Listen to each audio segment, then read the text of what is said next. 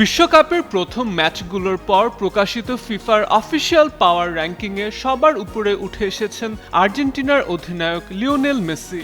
দুর্দান্ত পারফরম্যান্সে আলজেরিয়ার বিপক্ষে দলকে ৩-০ গোলের জয় এনে দিয়ে এই স্বীকৃতি অর্জন করেছেন বিশ্বকাপ জয়ী এই মহাতারকা।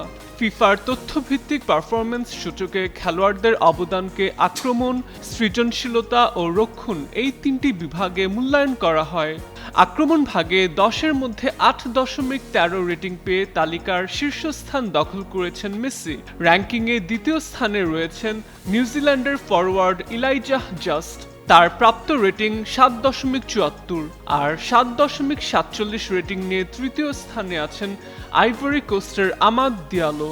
এদিকে আলজেরিয়ার বিপক্ষে ম্যাচে শুরু থেকেই দুর্দান্ত ছন্দে ছিলেন লিওনেল মেসি। ম্যাচের 17তম, 60তম ও 76তম মিনিটে গোল করে আন্তর্জাতিক ফুটবলে নিজের 11তম হ্যাট্রিক পূর্ণ করেন তিনি। একই সঙ্গে এটি বিশ্বকাপের মঞ্চে মেসির প্রথম হ্যাট্রিক।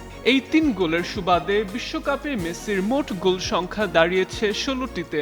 ফলে জার্মান কিংবদন্তি মিরোস্লাভ ক্লোজার রেকর্ড স্পর্শ করেছেন আর্জেন্টাইন অধিনায়ক। বিশ্বকাপ ইতিহাসের সর্বোচ্চ গোলদাতার তালিকায় এখন যৌথভাবে শীর্ষস্থানে রয়েছেন এই দুই ফুটবলার।